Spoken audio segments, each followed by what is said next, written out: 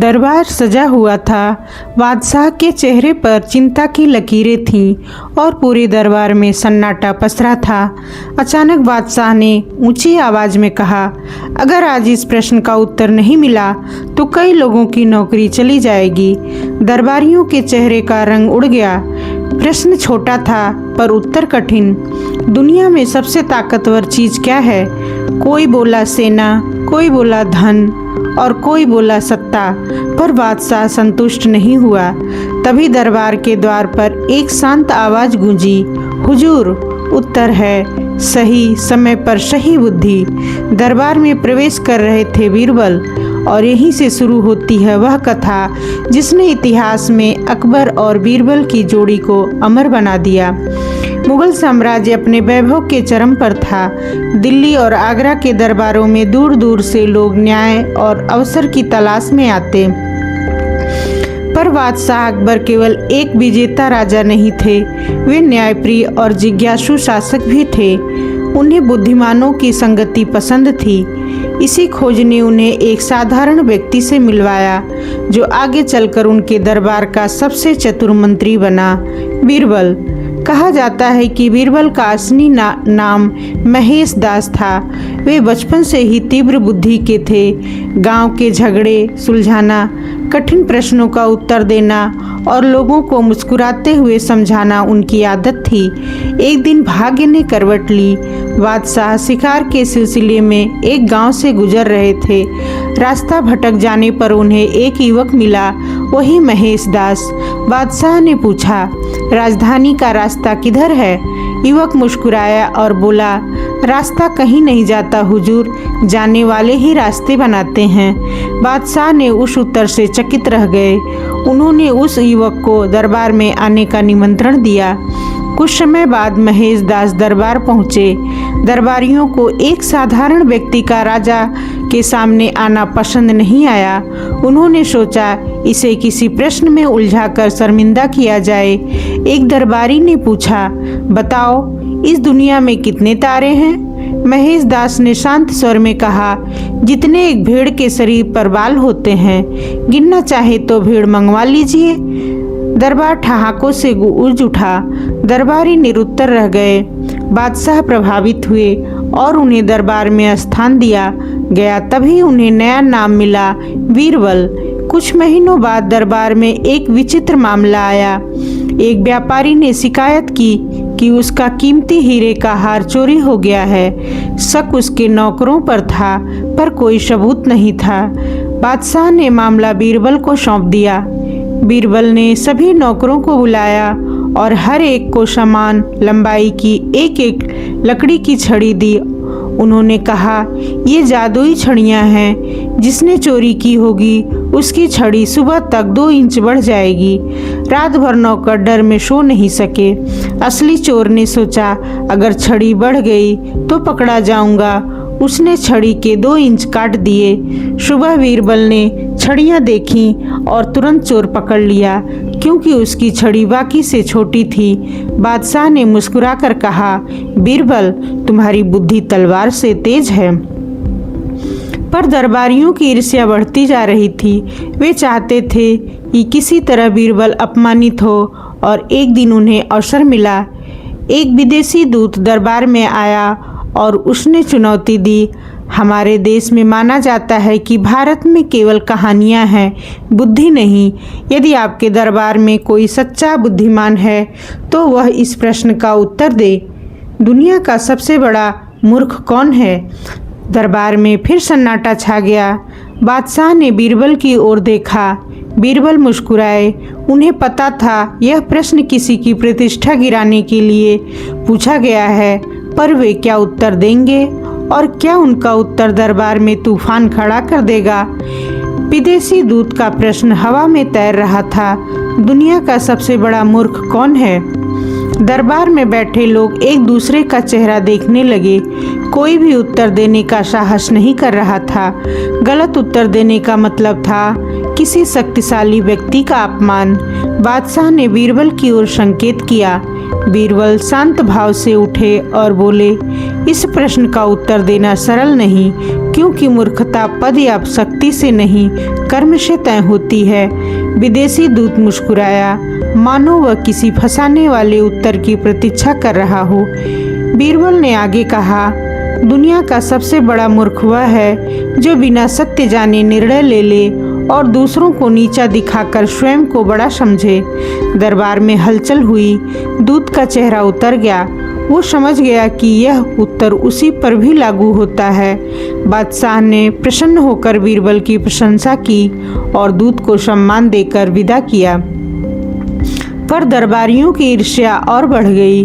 कुछ समय बाद बादशाह ने एक और परीक्षा लेने की ठानी। उन्होंने बीरबल से कहा, मैं चाहता हूँ कि तुम मुझे ऐसी चीज ला कर दो जो दुख में खुशी दे और खुशी में सावधान कर दे। दरबारियों को लगा इस बार बीरबल असफल होंगे। बीरबल ने एक दिन का समय मांगा। अगले दिन वे छोटी सी अंगूठी लेकर आए। उसमें कुछ खुदा हुआ था। बादशाह ने पढ़ा, यह समय भी गुजर जाएगा। बादशाह कुछ क्षण शांत रहे, फिर बोले, जब दुख आएगा यह वाक्य आशा देगा और जब सुख आएगा यह हमें विनम्र बनाए रखेगा। दरबार में फिर बीरबल की बुद्धि का लोहा माना गया।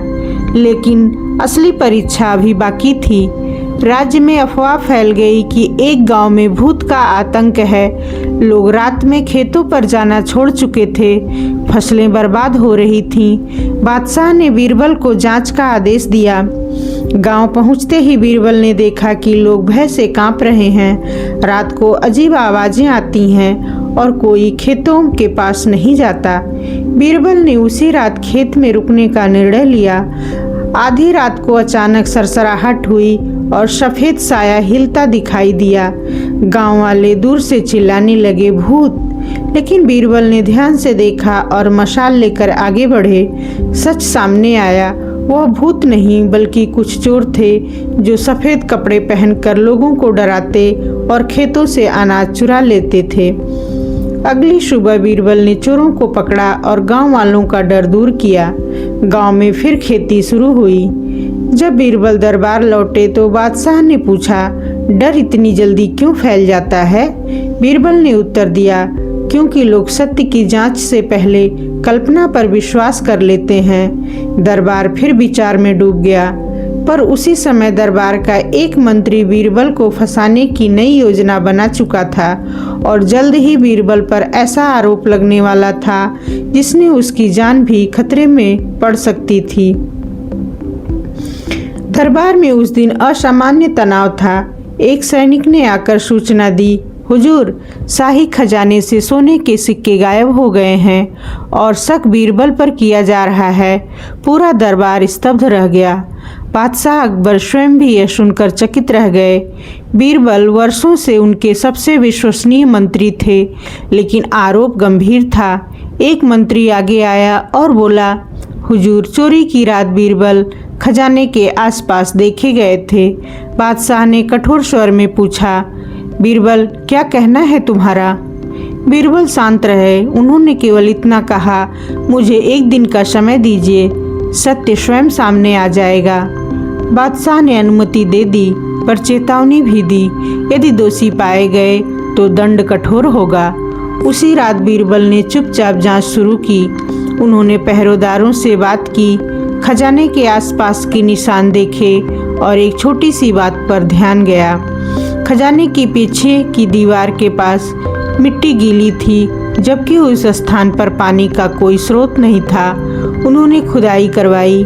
कुछ ही देर में एक गुप्त सुरंग मिल गई। सुबह होते होते सुरंग के रास्ते एक मंत्री के घर तक पहुंचने का रास्ता निकल आया। दरबार में सब इकट्ठा हुए। बीरबल ने सुरंग का रहस्य बताया और मंत्री के घर से चोरी का सोना बरामद किया गया। मंत्री पकड़ा गया। उसने स्वीकार किया कि वह बीरबल से ईर्ष्या करता था और उन्हें फंसाना चाहता था। दरबार में सन्नाटा छा गया।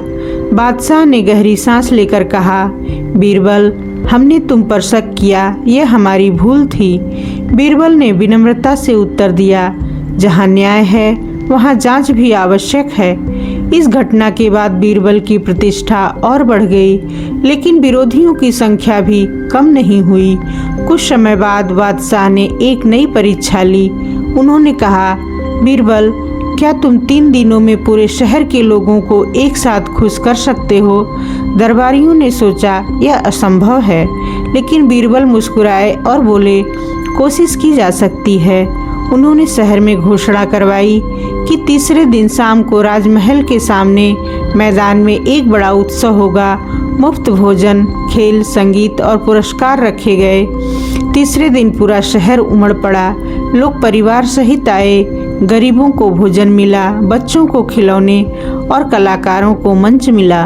पूरा शहर खुश था। बादशाह ने पूछा, यह कैसे संभव हुआ? बीरबल ने कहा, खुशी देने के लिए हमेशा धन नहीं, अवसर चाहिए। लेकिन इसी उत्सव के दौरान एक अजीब घटना घटी।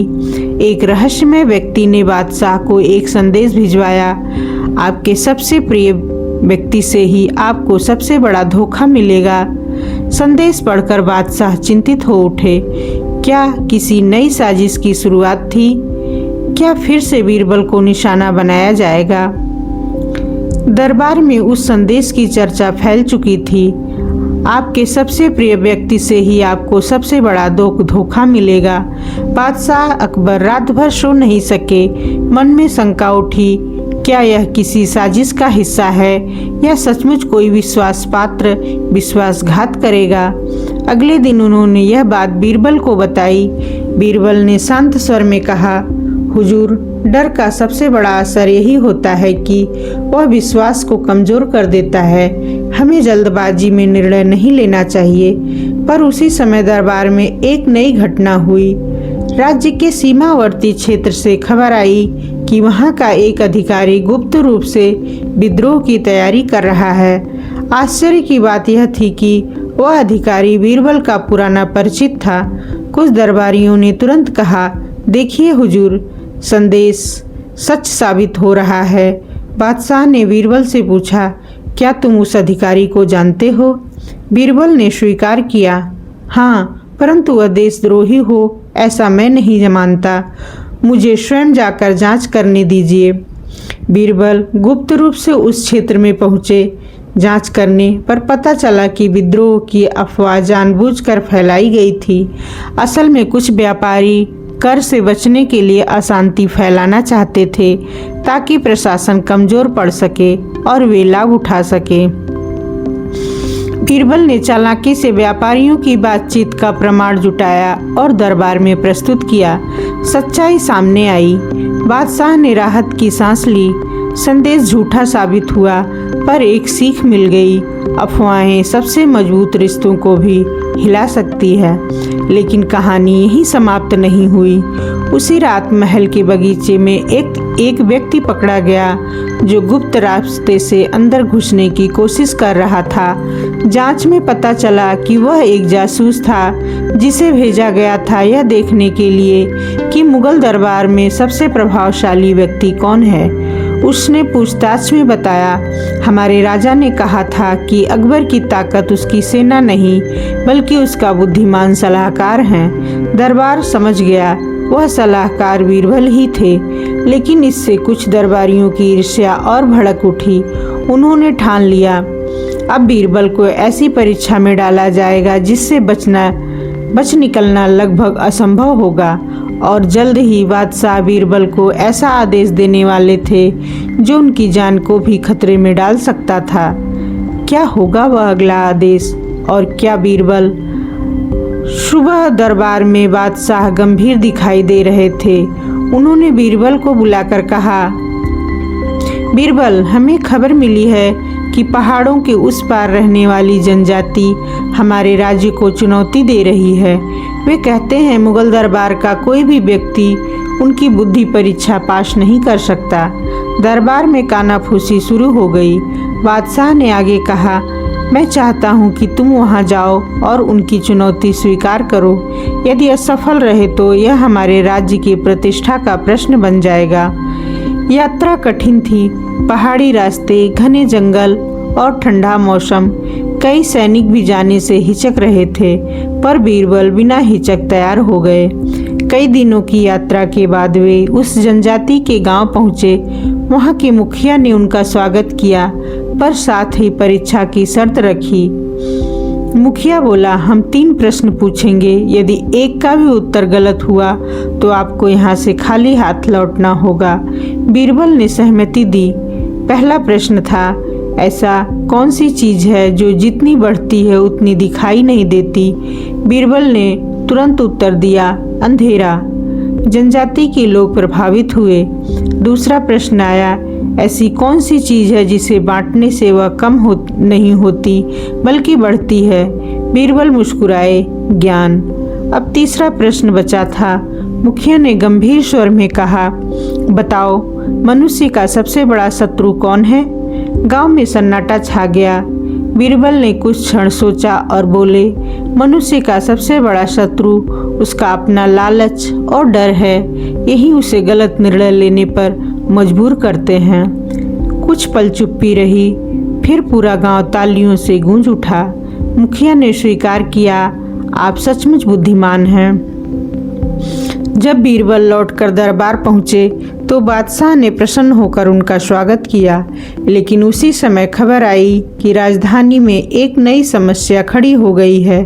शहर में अफवाह फैल गई है कि आने वाले दिनों में अकाल पड़ने वाला है। लोग अनाज जमा करने लगे, बाजार में हड़कंप मच गया, स्थिति बिगड़ने लगी।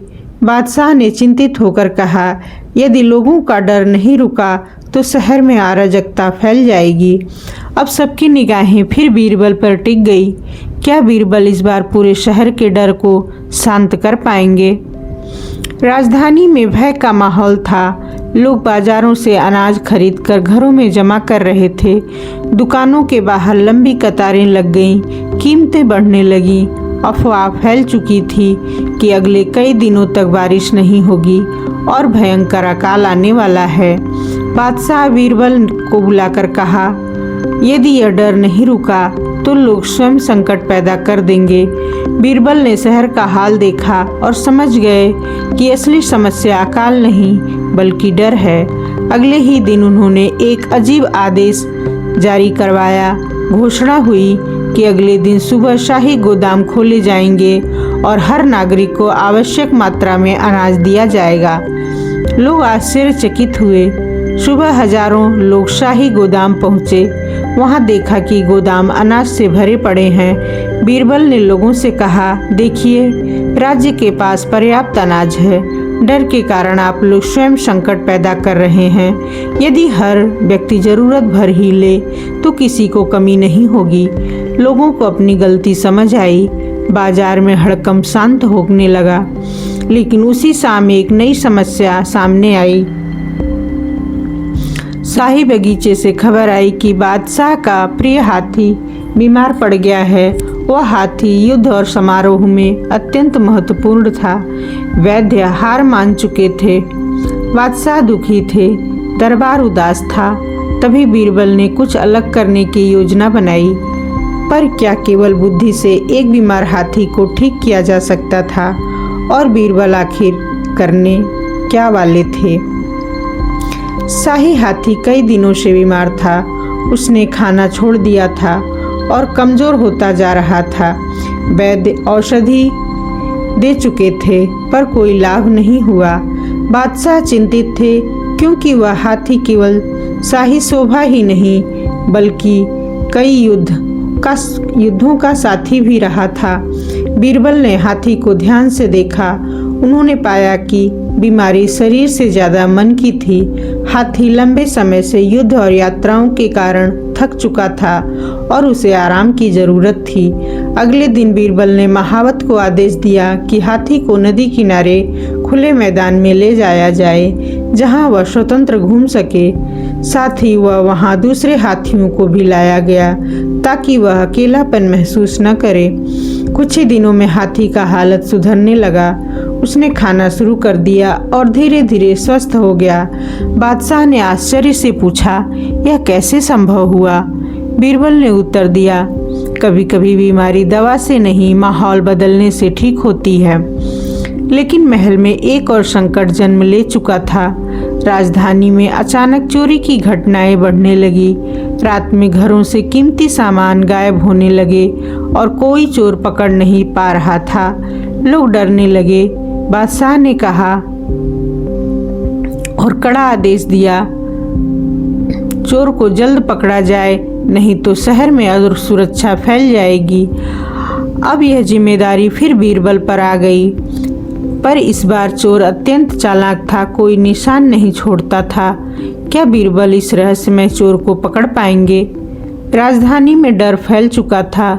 हर रात किसी न किसी घर में चोरी हो जाती, पर पहरेदारों को कुछ पता नहीं चलता। चोर इतना चतुर था कि कोई निशान तक नहीं छोड़ता।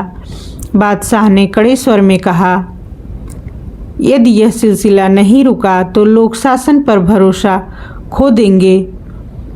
बीरबल ने चुपचाप शहर का निरीक्षण शुरू किया। उन्होंने पाया कि चोरी केवल उन घरों में ही हो रही थी जहां हाल ही में धन या कीमती सामान आया था। मतलब चोर को पहले से जानकारी मिलती थी। बीरबल ने योजना बनाई। उन्होंने घोषणा करवाई कि एक धनी व्यापारी के घर दुर्लभ हीरे आए हैं और सुरक्षा के लिए अतिरिक्त पहरा लगाया गया है। असल में वह घर बीरबल की योजना का हिस्सा था। रात होते ही पहरेदार छिप गए। आधी रात को एक व्यक्ति छत के रास्ते घर में घुसा। जैसे ही वह सामान लेने लगा, सैनिकों ने उसे पकड़ लिया। जांच में पता चला कि वह व्यक्ति शहर के ही एक सेवक वर्ग से था, जो अमीर घरों में काम करने वालों से जानकारी लेकर चोरी करता था। अगले दिन दरबार में उसे प्रस्तुत किया गया। बादशाह ने राहत की सांस ली, लेकिन उसी दिन एक और विचित्र घटना घटी। दरबार में एक साधु आया और उसने कहा, मैं भविष्य देख सकता हूँ और मैंने देखा है कि राज्य पर बड़ा संकट आने वाला है। दरबार में हलचल मच गई। बादशाह ने बीरबल की ओर देखा। क्या यह साधु सच बोल रहा था या फिर एक नया छल शुरू हो चुका था? साधु के शब्दों ने दरबार में बेचैनी फैला दी। मैंने देखा कि शीघ्र ही राज्य पर संकट आएगा। कुछ दरबारी घबरा गए। कई लोगों ने तुरंत सुरक्षा बढ़ाने की सलाह दी। बादशाह ने बीरबल से पूछा, क्या हमें इस चेतावनी को गंभीरता से लेनी चाहिए? बीरबल ने साधु को ध्यान से देखा और बोला, यदि भविष्य ज्ञात है तो उसका प्रमाण भी होना चाहिए। उन्होंने साधु से पूछा, आपने संकट कब और कैसे आते देखा? साधु उलझ गया। उसके उत्तर अस्पष्ट थे। बीरबल ने सैनिकों को आदेश दिया कि साधु के सामान की जांच की जाए। जांच में पाया गया कि उसके पास कई राज्यों के नक्शे और गुप्त सूचनाएं थीं। पूछताछ में उसने स्वीकार किया कि उसे दुश्मन राज्य ने भेजा था ताकि दरबार में भय फैलाकर प्रशासन को कमजोर किया जा सके। सच्चाई सामने आते ही दरबार में हलचल मच गई। बादशाह ने कहा, डर फैलाना भी एक युद्ध है। बीरबल ने उत्तर दिया, और उसका मुकाबला केवल समझदारी से किया जा सकता है। लेकिन इसी बीच एक और समस्या उभर आई। राज्य के दो बड़े व्यापारियों के बीच विवाद इतना बढ़ गया कि उनके समर्थकों के बीच झड़पें होने लगीं। व्यापार रुकने लगा और शहर की अर्थव्यवस्था प्रभावित होने लगी। दोनों व्यापारी दावा कर रहे थे कि बंदरगाह से आने वाला माल उन्हीं का है। अब निर्णय करना आसान नहीं था। यदि गलत फैसला हुआ तो व्यापार ठप हो सकता था। बादशाह ने फिर बीरबल को बुलाया। क्या बीरबल इस विवाद को बिना लड़ाई के सुलझा पाएंगे? दरबार में दोनों व्यापारी क्रोध से भरे खड़े थे। दोनों का दावा था कि समुद्री मार्ग से आया बहुमूल्य माल उन्हीं का है। उनके समर्थक शहर में झगड़ रहे थे, जिससे व्यापार ठप होने लगा था। बादशाह ने कठोर स्वर में कहा, यदि जल्द समाधान नहीं निकला तो दोनों को दंड दिया जाएगा। पर समस्या जटिल थी। दोनों के पास कागजात और गवाह थे।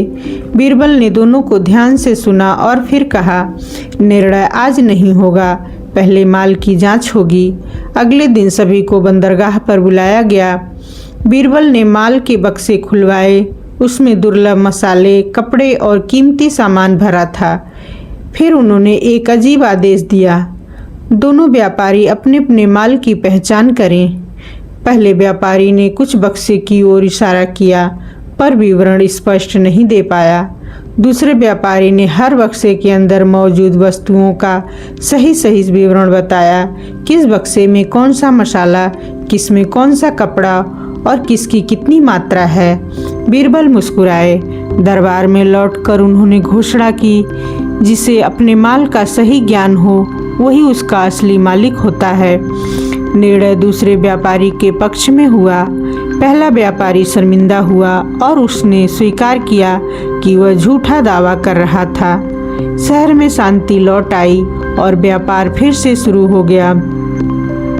लेकिन उसी रात महल के पहरेदारों ने एक अजीब घटना की सूचना दी। महल की दीवारों पर किसी ने गुप्त संदेश लिख छोड़ा था। असली खतरा अभी बाकी है। किसने लिखा और किस खतरे की बात हो रही थी, दरबार में फिर एक नए रहस्य की ओर बढ़ रहा था। महल की दीवारों पर लिखे शब्दों ने पूरे राजमहल की सुरक्षा व्यवस्था को हिला दिया था। असली खतरा अभी बाकी है। सैनिकों ने रात भर खोजबीन की, पर कोई संदिग्ध व्यक्ति पकड़ा नहीं गया। इसका मतलब था कि संदेश लिखने वाला महल के अंदर की व्यवस्था को भली भांति जानता था। सुबह दरबार में इस विषय पर चर्चा हुई। बादशाह ने कठोर स्वर में कहा, यदि कोई महल के भीतर घुसकर संदेश लिख सकता है तो वह कुछ भी कर सकता है। बीरबल ने शांत स्वर में कहा, खतरा बाहर से नहीं भीतर से लगता है। उन्होंने महल के कर्मचारियों, पहरेदारों और सेवकों की सूची मंगवाई। कई दिनों से काम कर रहे लोगों में से कुछ नए चेहरे भी थे जिन्हें हाल ही में नियुक्त किया गया था।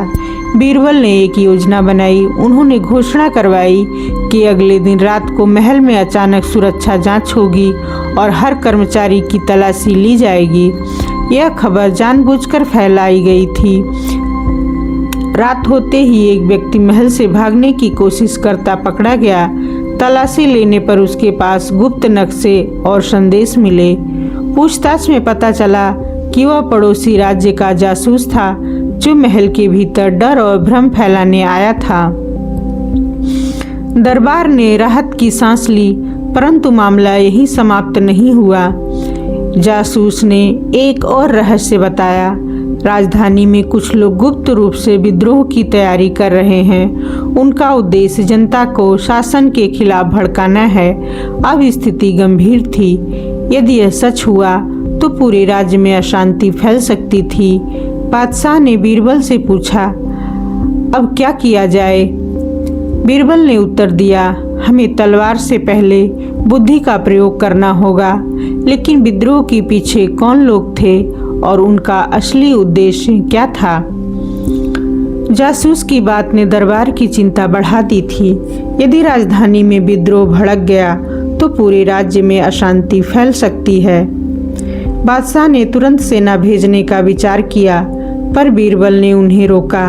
उन्होंने कहा, यदि बिना प्रमाण के कार्रवाई हुई तो निर्दोष लोग भी डर जाएंगे और असली दोषी छिप जाएंगे।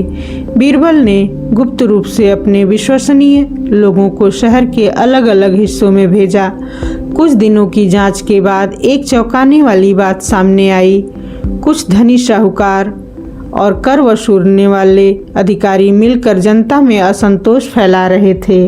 वे जानबूझकर कर बढ़ा रहे थे और दोष शासन पर डाल रहे थे ताकि लोग विद्रोह करें और वे स्वयं सत्ता में प्रभाव बढ़ा सकें।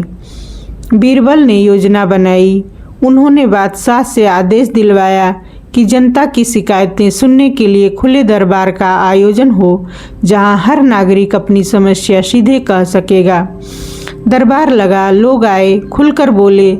अत्यधिक कर, रिश्वत और अधिकारियों का अत्याचार सामने आने लगा। जांच हुई तो वही अधिकारी दोषी निकले जो विद्रोह की साजिश कर रहे थे। उन्हें दंड मिला, करों में राहत दी गई और जनता का विश्वास लौट आया। राजधानी में शांति स्थापित हो गई, लेकिन शांति ज़्यादा दिन टिक नहीं सकी। कुछ ही दिनों बाद शाही खगोलविदों ने खबर दी, आने वाले समय में ग्रहों की स्थिति अशुभ है। राजा के जीवन पर खतरा मंडरा रहा है। दरबार में फिर चिंता फैल गई। यह केवल अंधविश्वास था या सचमुच कोई नया खतरा आने वाला था, और इस बार बीरबल इस स्थिति से कैसे निपटेंगे। शाही खगोलविदों की चेतावनी ने महल का वातावरण बदल दिया था। कहा गया कि आने वाले कुछ सप्ताह राजा के लिए अत्यधिक जोखिमपूर्ण है। दरबारियों ने सुरक्षा बढ़ाने की सलाह दी। महल के भीतर और बाहर पहरा कड़ा कर दिया गया, लेकिन बीरबल ने अलग दृष्टिकोण रखा। उन्होंने कहा, खतरा सितारों से नहीं, इंसानों से आता है। हमें यह देखना चाहिए कि इस भविष्यवाणी का लाभ किसे मिल सकता है। उन्होंने जांच शुरू की। कुछ ही दिनों में पता चला कि भविष्यवाणी की खबर फैलते ही एक व्यक्ति गुप्त रूप से महल के कर्मचारियों को रिश्वत देकर जानकारी जुटा रहा था। बीरबल ने जाल बिछाया। उन्होंने जानबूझकर खबर फैलवाई कि बादशाह एक निश्चित रात को महल के पिछले हिस्से से गुप्त रूप से बाहर निकलेंगे। उस रात सैनिक छिपकर निगरानी कर रहे थे। आधी रात को एक व्यक्ति हथियार लेकर उसी स्थान पर पहुंचा और तुरंत पकड़ा गया। पूछताछ में उसने स्वीकार किया कि पड़ोसी राज्य ने उसे भेजा था। भविष्यवाणी केवल डर फैलाने का माध्यम थी। अगले दिन दरबार में सच्चाई सामने आई। बादशाह ने कहा, तो सितारों ने नहीं, इंसानों ने खतरा पैदा किया था।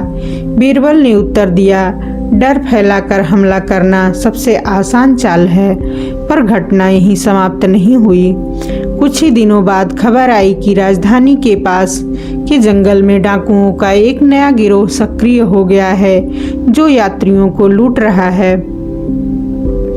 व्यापार मार्ग असुरक्षित हो गया। अब बीरबल को जिम्मेदारी दी गई, लेकिन इस बार डाकू सीधे टकराव से नहीं, चालाकी से वार कर रहे थे। क्या बीरबल उन्हें बिना युद्ध के पकड़ पाएंगे? जंगल के रास्तों से गुजरने वाले व्यापारी लगातार लूटे जा रहे थे। डाकू अचानक हमला करते और फिर घने जंगल में गायब हो जाते।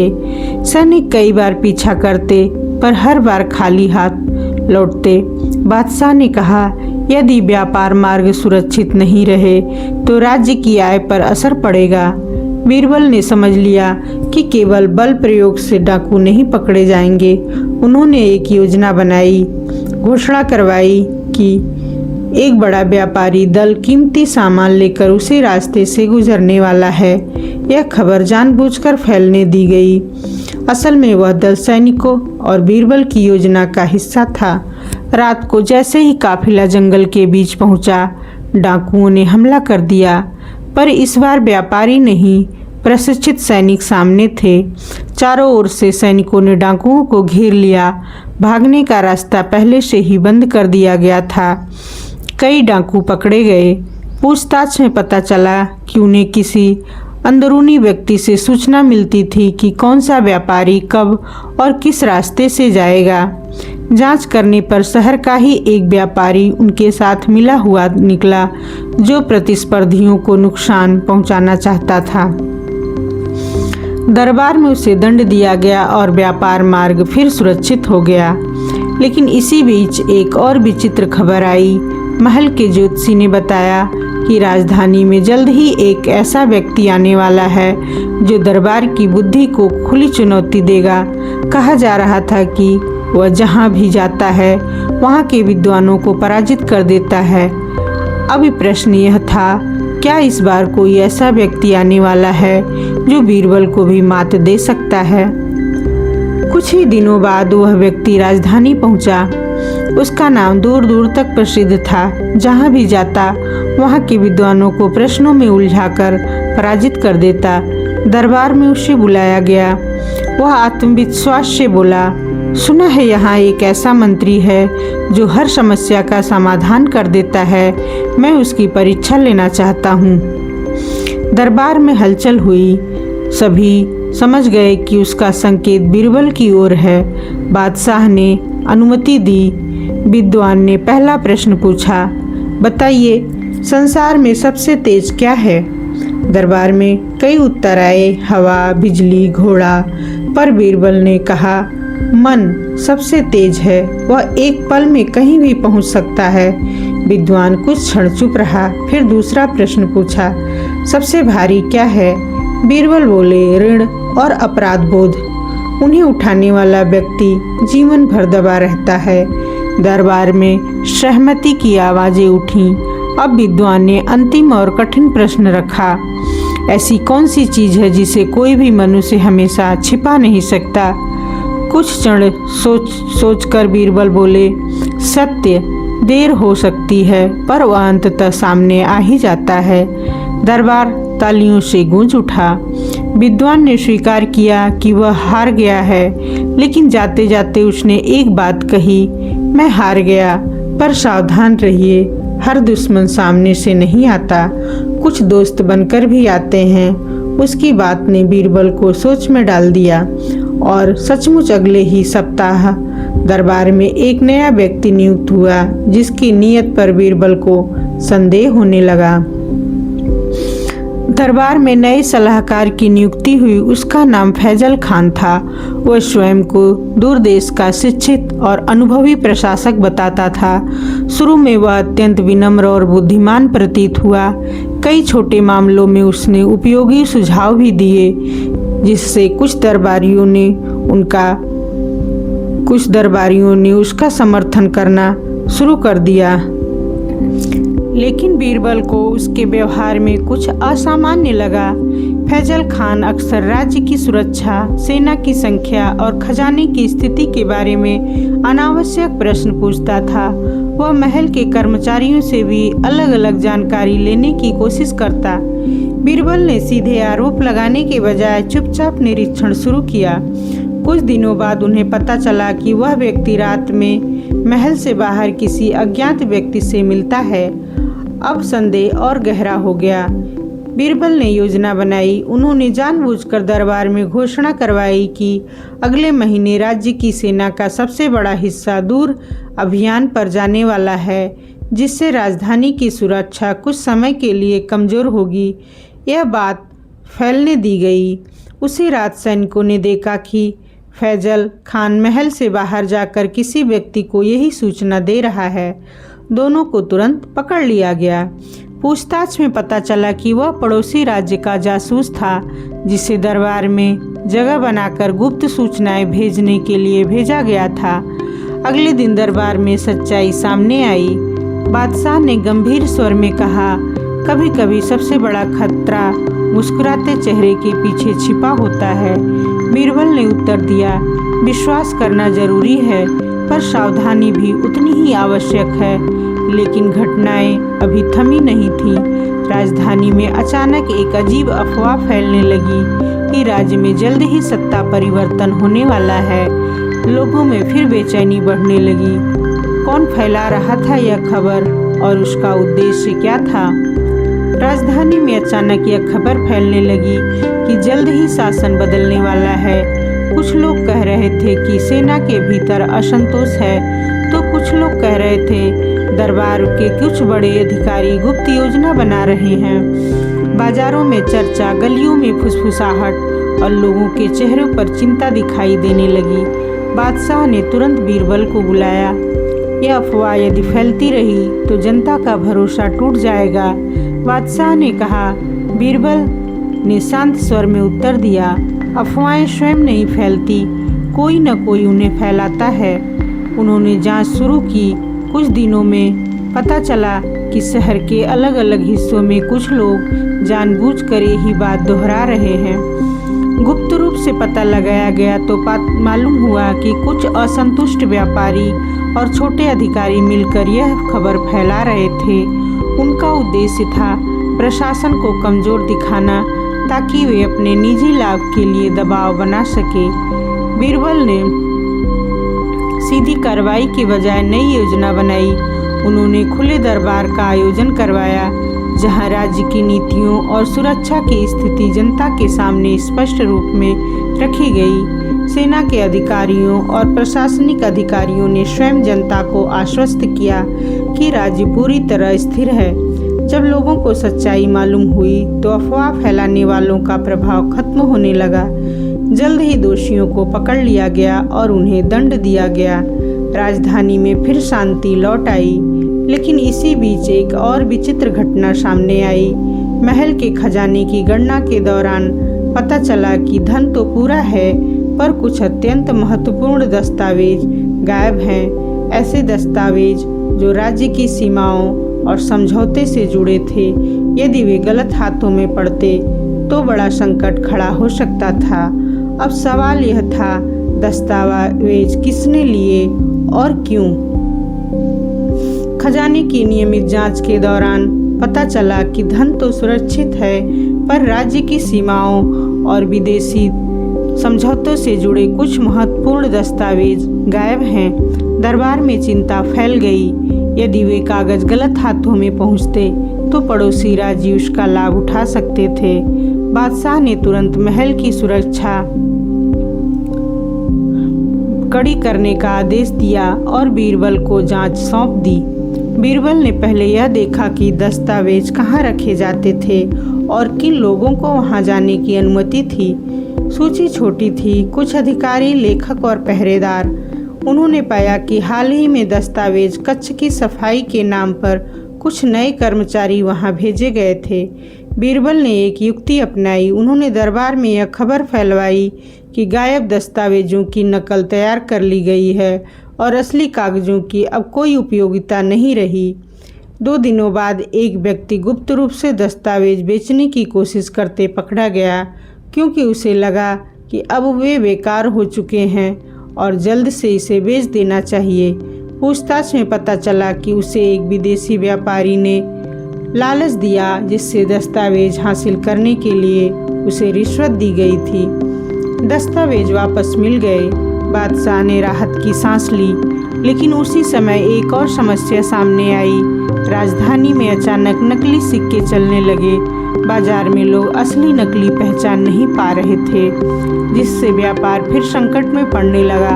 अब बीरबल को एक नई चुनौती का सामना करना पड़ा था। नकली सिक्के बनाने वाला कौन था और वह इतनी बड़ी संख्या में सिक्के कैसे बना रहा था और ये कैसे फैल रहा था।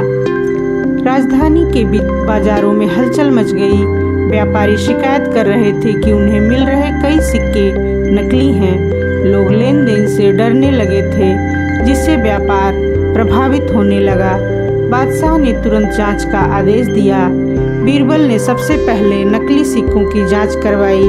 पता चला कि वे असली सिक्कों की तरह ही दिखते हैं, पर उनमें धातु की मात्रा कम थी। इसका मतलब था कि कोई कुशल कारीगर इसमें शामिल था। बीरबल ने योजना बनाई। उन्होंने घोषणा करवाई कि जल्द ही पूरे राज्य में सिक्कों की नई जांच होगी और नकली सिक्के रखने वालों को कठोर दंड मिलेगा। यह खबर तेजी से फैल गई। कुछ ही दिनों में एक सुनार घबराकर शहर छोड़ने की कोशिश करते पकड़ा गया। उसके घर की तलाशी लेने पर नकली सिक्के बनाने का उपकरण मिल गया। पूछताछ में उसने बताया कि कुछ लालची व्यापारियों ने उसे अधिक लाभ के लिए नकली सिक्के बनाने को कहा था। सभी दोषियों को गिरफ्तार कर लिया गया और बाजार में फिर भरोसा लौट आया। परंतु संकटों का सिलसिला अभी समाप्त नहीं हुआ था। उसी सप्ताह खबर आई कि सीमा पर तैनात सैनिकों के बीच असंतोष फैल रहा है। कुछ सैनिक वेतन और सुविधाओं को लेकर नाराज बताए जा रहे हैं। यदि सेना असंतुष्ट हो जाए तो राज्य की सुरक्षा खतरे में पड़ सकती है। अब बीरबल को केवल चालाकी नहीं बल्कि समझदारी और संवेदनशीलता से समस्या हल करनी थी। सीमा से आ रही खबरें चिंताजनक थीं। कुछ सैनिकों ने शिकायत की कि उन्हें समय पर वेतन नहीं मिल रहा और लंबे समय से घर जाने की अनुमति भी नहीं मिली। यदि यह असंतोष बढ़ता तो राज्य की सुरक्षा कमजोर पड़ सकती थी। बादशाह ने बीरबल को स्थिति समझने भेजा। बीरबल साधारण वेश में सैनिक शिविर पहुंचे। वहां उन्होंने सैनिकों से सीधे बात की। पता चला कि समस्या सैनिकों से ज़्यादा प्रशासनिक लापरवाही की थी। कुछ अधिकारी सैनिकों के वेतन और राशन की व्यवस्था में भ्रष्टाचार कर रहे थे।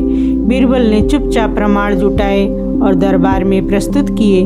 दोषी अधिकारियों को दंड मिला और सैनिकों के लिए नई व्यवस्था बनाई गई। समय पर वेतन, परिवार से मिलने की छुट्टी और वेतन राशन व्यवस्था। कुछ ही समय में सैनिकों का मनोबल फिर मजबूत हो गया। दरबार में लौटकर बादशाह ने पूछा, समस्या इतनी बड़ी कैसे बन गई? बीरबल ने उत्तर दिया, जब छोटे दुखों को समय पर नहीं सुना जाता तो वे बड़े संकट बन जाते हैं। लेकिन उसी समय एक और रहस्य सामने आया। राजधानी में अचानक कई महत्वपूर्ण व्यापारी गायब होने लगे। वे रात में घर से निकलते और फिर वापस नहीं लौटते। लोगों में डर फैलने लगा। कौन उठा रहा था शहर के व्यापारियों को और उसका उद्देश्य क्या था? राजधानी में भय फैलने लगा। एक के बाद एक व्यापारी रात में घर से निकलते और फिर लौटकर नहीं आते। कोई फिरौती का संदेश भी नहीं आता था। बादशाह ने स्थिति गंभीर समझी और तुरंत जांच का आदेश दिया। बीरबल ने सबसे पहले गायब हुए व्यापारियों के परिवारों से बात की। एक समान बात सामने आई। सभी व्यापारी हाल ही में किसी नए व्यापारिक प्रस्ताव से जुड़े थे।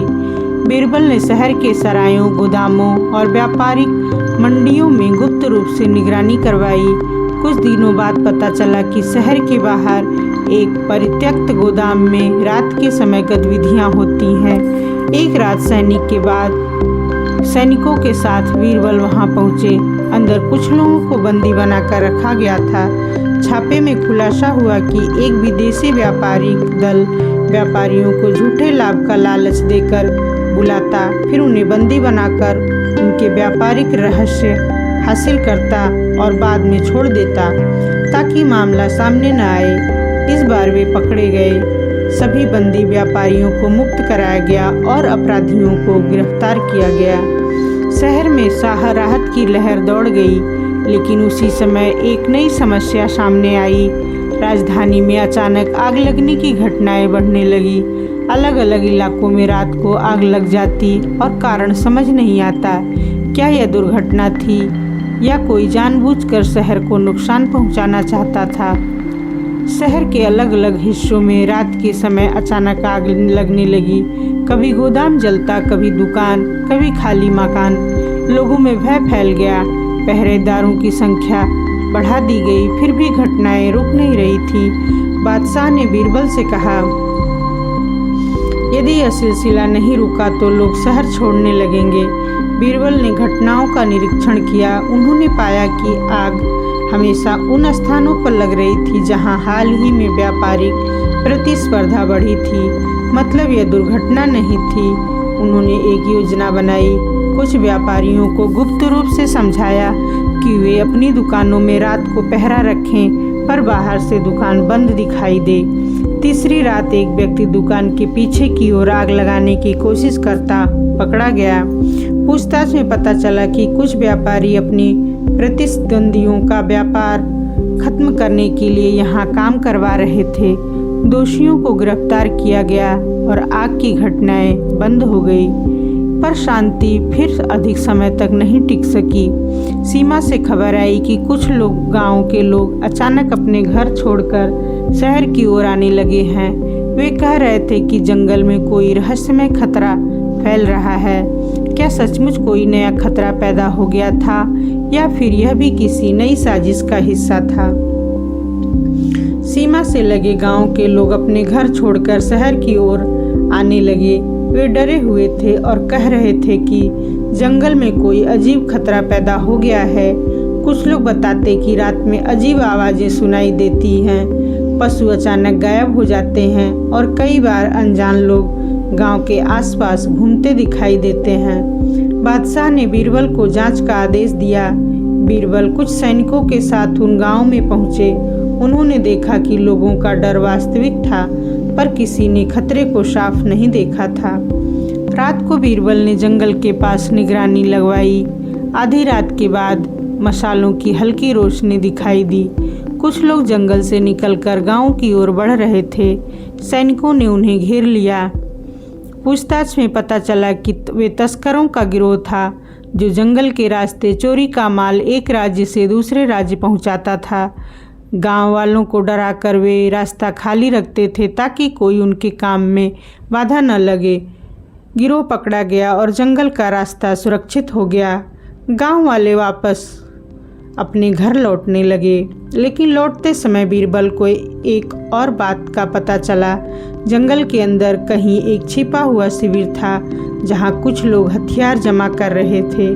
यह साधारण तस्करी का मामला नहीं लग रहा था। क्या कोई बड़ा संघर्ष तैयार किया जा रहा था? जंगल के भीतर मिले संकेत से बीरबल ने सबको सतर्क कर दिया। तस्करों का गिरोह पकड़ा जा चुका था, पर हथियारों का गुप्त भंडार किसी बड़े षड्यंत्र की ओर इशारा कर रहा था।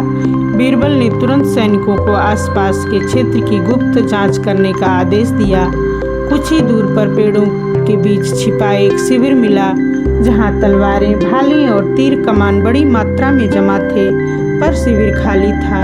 लगता था कि लोग जल्दबाजी में भागे थे।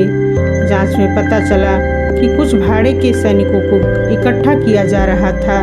उद्देश्य था सीमा पर अशांति फैलाकर राज्य की सेना को व्यस्त करना, ताकि अंदरूनी क्षेत्रों में हमला आसान हो सके। बीरबल ने तुरंत योजना बनाई। उन्होंने गुप्त रूप से झूठी खबर फैलवाई कि राज्य की सेना पहले से ही उस क्षेत्र में बड़ी संख्या में पहुंच चुकी है और घेराबंदी शुरू हो गई है। डरे हुए साजिशकर्ता अपने छिपने के ठिकानों से भागने लगे और सैनिकों ने उन्हें रास्ते में पकड़ लिया। पूछताछ में पता चला कि कुछ विदेशी व्यापारी असंतुष्ट सरदार मिलकर यह योजना बना रहे थे। इस तरह संकट टल गया, पर कहानी अभी समाप्त नहीं हुई। दरबार लौटते ही खबर आई कि राजधानी के भीतर ही किसी ने शाही सेना के गुप्त मार्गों का नक्शा चुरा लिया है। यदि वह नक्शा बाहर पहुंच गया तो दुश्मन सीधे राजधानी तक पहुंच सकता था। अब खतरा पहले से भी अधिक निकट था। शाही सेना के गुप्त मार्गों का नक्शा गायब होने की खबर ने दरबार को हिला दिया। यह नक्शा केवल कुछ उच्च अधिकारियों और सुरक्षा प्रमुखों के पास रहता था। बादशाह ने तुरंत महल को बंद कर दिया ताकि कोई संदिग्ध व्यक्ति बाहर न जा सके। बीरबल ने सोचा, नक्शा चुराने वाला अवश्य जानता होगा कि इसकी कीमत क्या है। वह इसे जल्द ही किसी को सौंपने की कोशिश करेगा। उन्होंने एक योजना बनाई। दरबार में घोषणा करवाई कि चोरी हुआ नक्शा असली नहीं बल्कि अभ्यास के लिए बनाया गया पुराना नक्शा था और असली मार्ग अब बदल दिए गए हैं। यह खबर गुप्त रूप से फैलने दी गई। 2 दिनों बाद सैनिकों ने शहर के बाहर एक व्यक्ति को पकड़ा जो उसी नक्शे को बेचने की कोशिश कर रहा था। उसे लगा कि नक्शा बेकार हो गया है, इसलिए जल्दी से बेच देना चाहिए। पूछताछ से पता चला कि महल का ही एक कर्मचारी धन के लालच में यह काम कर रहा था। नक्शा वापस मिल गया और गुप्त मार्ग सुरक्षित रहे। लेकिन घटना के बाद बीरबल ने एक गंभीर बात महसूस की। लगातार हो रही घटनाएं आपस में जुड़ी हुई लग रही थीं, मानो कोई दूर बैठा व्यक्ति एक एक कर समस्याएं खड़ी कर रहा हो। और उसी समय खबर आई कि सीमा पर एक शक्तिशाली सरदार सेना इकट्ठा कर रहा है। क्या यह सब उसी बड़ी योजना का हिस्सा था? सीमा से आई खबर चिंताजनक थी। एक शक्तिशाली सरदार गुप्त रूप से सेना इकट्ठा कर रहा था। उसके इलाके में हथियार जमा किए जा रहे थे और आसपास के छोटे सरदारों को अपने साथ मिलाया जा रहा था। अब तक हुई घटनाओं को जोड़कर बीरबल को स्पष्ट होने लगा कि यह सब अलग अलग घटनाएं नहीं बल्कि एक बड़ी योजना के हिस्से थे। राज्य को भीतर से कमज़ोर करना। बादशाह ने युद्ध की तैयारी का आदेश देना चाहा, पर बीरबल ने कहा, यदि युद्ध हुआ तो दोनों पक्षों का नुकसान होगा। पहले यह जानना आवश्यक है कि वह सरदार वास्तव में चाहता क्या है। बीरबल गुप्त रूप से उस क्षेत्र में पहुंचे। जांच करने पर पता चला कि सरदार सीधे विद्रोह नहीं चाहता था। वह मानता था कि राजधानी उसके क्षेत्र की उपेक्षा कर रही है। सड़कें खराब थीं, कर अधिक थे और सैनिक सहायता कम मिलती थी। कुछ बाहरी लोग उसकी नाराजगी का फायदा उठाकर उसे विद्रोह के लिए उकसा रहे थे। बीरबल ने सरदार से गुप्त मुलाकात की और उसे समझाया कि युद्ध से उसका क्षेत्र और अधिक कमजोर होगा। साथ ही उन्होंने उसके क्षेत्र की समस्याएं बादशाह तक पहुंचाने का वचन दिया। कुछ दिनों बाद समझौता हो गया। सरदार ने सेना भंग कर दी। राजधानी में संकट टल गया। लौटते समय बीरबल को एक नई सूचना मिली। उन घटनाओं के पीछे असली व्यक्ति अभी भी सामने नहीं आया था। कोई ऐसा था जो अलग अलग लोगों को भड़काकर पूरे राज्य में अस्थिरता फैलाने की कोशिश कर रहा था और अब वह राजधानी के भीतर ही मौजूद था। बीरबल राजधानी लौटे पर उनके मन में एक ही प्रश्न था, इतनी सारी घटनाओं के पीछे असली सूत्रधार कौन है? उन्होंने पिछले महीनों की हर घटना को जोड़कर देखा। अफवाहें, चोरी, नकली सिक्के, सैनिकों का असंतोष, सीमा पर तनाव, हर बार अलग लोग पकड़े गए, पर योजना का तरीका एक जैसा था। पहले डर फैलाओ, फिर भ्रम और अंत में लाभ उठाओ। मतलब कोई ऐसा व्यक्ति था जो अलग अलग लोगों को अपने फायदे के लिए इस्तेमाल कर रहा था। बीरबल ने गुप्त रूप से महल के संदेशों और पत्रों की जांच शुरू की। कुछ दिनों बाद एक महत्वपूर्ण सुराग मिला। दरबार का एक उच्च अधिकारी जो लंबे समय से प्रशासन में था, गुप्त रूप से बाहर संदेश भेज रहा था। वह स्वयं सीधे कोई अपराध नहीं करता था, बल्कि असंतुष्ट लोगों को उकसाता और पीछे हट जाता। बीरबल ने तुरंत उसे पकड़वाने के बजाय जाल बिछाया। उन्होंने दरबार में झूठी सूचना फैलवाई कि राज्य के खजाने को जल्द ही दूसरे स्थान पर भेजा जाएगा और उसकी जिम्मेदारी उसी अधिकारी को सौंपी जाएगी। कुछ ही दिनों में पता चला कि वही सूचना बाहर दुश्मन राज्य तक पहुंच गई। अब प्रमाण स्पष्ट था। अगले दरबार में उस अधिकारी को बुलाया गया। जब सबूत सामने रखे गए तो वह इनकार नहीं कर सका। दरबार स्तब्ध रह गया। वह व्यक्ति वर्षों से विश्वास पात्र माना जाता था। बादशाह ने कहा, सबसे खतरनाक दुश्मन वही होता है जो विश्वास के भीतर छिपा हो। साजिश का बड़ा हिस्सा अब समाप्त हो चुका था, पर बीरबल जानते थे अभी अंतिम परीक्षा बाकी है, क्योंकि दुश्मन के पकड़े जाने के बाद भी उसके समर्थक शांत नहीं बैठेंगे और सचमुच उसी रात राजधानी में एक अंतिम और बड़ा हमला होने वाला था। उच्च अधिकारियों के पकड़े जाने के बाद महल में सतर्कता बढ़ा दी गई थी। फिर भी बीरबल को अंदेशा था कि साजिश यहीं समाप्त नहीं होगी। उसी रात शहर के कई हिस्सों में अचानक हलचल हुई। कुछ स्थानों पर आग लगाने की कोशिश हुई, कुछ जगहों पर भीड़ भड़काने का प्रयास किया गया और महल के पास भी अराजकता फैलाने की कोशिश की गई। स्पष्ट था यह अंतिम प्रयास था ताकि पकड़े हुए साजिशकर्ता को छुड़ाया जा सके और राजधानी में अराजकता फैलाई जाए। पर इस बार तैयारी पूरी थी। बीरबल ने पहले ही शहर के मुख्य स्थानों पर गुप्त रूप से सैनिक तैनात कर दिए। जैसे ही उपद्रव शुरू हुआ, सैनिकों ने तुरंत हालात काबू में कर लिए। कुछ ही घंटों में अधिकांश उपद्रवी पकड़ लिए गए। पूछताछ में सामने आया कि वे उसी पकड़े गए अधिकारी के समर्थक थे जिन्हें अंतिम प्रयास के लिए उकसाया गया था। सुबह तक राजधानी फिर शांत हो चुकी थी। दरबार में बादशाह ने कहा, यदि आज सावधानी न बरती जाती तो बड़ी तबाही हो सकती थी। बीरबल ने उत्तर दिया, सबसे बड़ी जीत युद्ध जीतना नहीं, युद्ध होने से रोकना है। लेकिन अब एक और प्रश्न सामने था, क्या केवल अपराधियों को दंड देना पर्याप्त था या राज्य को भविष्य के लिए और मजबूत बनाना आवश्यक था? अंतिम हमले के विफल होने के बाद राजधानी में शांति तो लौट आई, पर बीरबल जानते थे कि केवल अपराधियों को पकड़ लेना पर्याप्त नहीं है। यदि व्यवस्था मजबूत न की गई तो भविष्य में फिर ऐसी साजिशें जन्म लेती रहेंगी। अगले दरबार में बादशाह ने मंत्रियों और अधिकारियों को बुलाया। बीरबल ने सुझाव दिया कि राज्य की कई व्यवस्थाओं में सुधार आवश्यक है। अधिकारियों की नियमित जांच हो, सैनिकों और कर्मचारियों की शिकायतें सीधे दरबार तक पहुँचे, व्यापार और कर व्यवस्था पारदर्शी बने और अफवाहों को रोकने के लिए जनता से सीधा संवाद रखा जाए। बादशाह ने इन सुझावों को स्वीकार किया। कुछ महीनों में नए नियम लागू किए गए, भ्रष्ट अधिकारियों को हटाया गया, सुरक्षा व्यवस्था सुधारी गई और जनता की समस्याएं सुनने के लिए खुले दरबार की परंपरा मजबूत की गई। धीरे धीरे राज्य में स्थिरता और विश्वास फिर से मजबूत हो गया।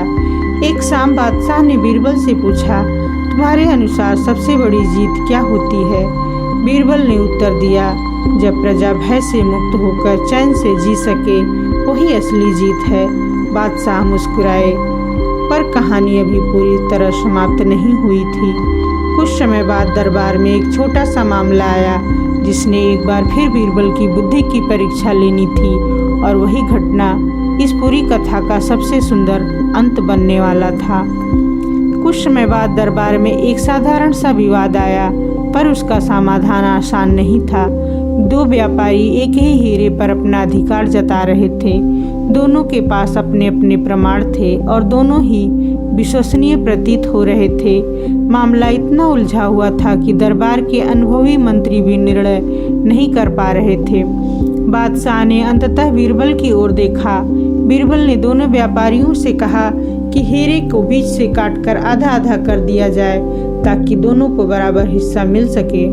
पहला व्यापारी तुरंत राजी हो गया, पर दूसरा व्यापारी घबरा गया और बोला, महाराज, हीरा काट देंगे तो उसकी कीमत नष्ट हो जाएगी। इसे इन्हें ही दे दीजिए, पर इसे नष्ट मत कीजिए। बीरबल मुस्कुराए। उन्होंने घोषणा की, जिसे हीरे की असली कीमत का ज्ञान है, वही उसका असली मालिक है। हीरा उसी व्यापारी को दे दिया गया जिसने उसे बचाने की बात कही थी। पहला व्यापारी झूठा साबित हुआ और उसे दंड मिला। दरबार में फिर एक बार बीरबल की बुद्धि की प्रशंसा हुई। उस शाम बादशाह ने निजी कक्ष में बीरबल से कहा, तुम्हारे सबसे बड़ी शक्ति क्या है? बीरबल ने शांत स्वर में उत्तर दिया, सही समय पर सही प्रश्न पूछना। राजधानी में शांति थी, प्रजा संतुष्ट थी और राज्य स्थिर था। यही किसी भी शासक की सबसे बड़ी सफलता होती है। और इस प्रकार अकबर और बीरबल की यह लंबी कथा साजिश, बुद्धिमत्ता, न्याय और राज्य की स्थिरता की यात्रा पूर्ण होती है। कहानी का संदेश यही था कि बुद्धि, न्याय और धैर्य से सबसे कठिन परिस्थितियों को भी संभाला जा सकता है। इस कहानी को अंत तक देखने के लिए आप सभी का हृदय से धन्यवाद। यदि आपको यह कथा पसंद आई हो तो वीडियो को लाइक करें, शेयर करें और चैनल को सब्सक्राइब करना न भूलें, ताकि ऐसे ही रोचक और प्रेरक कहानियाँ आप तक लगातार पहुँचती रहें। जल्द ही एक नई कथा के साथ फिर मिलेंगे। धन्यवाद।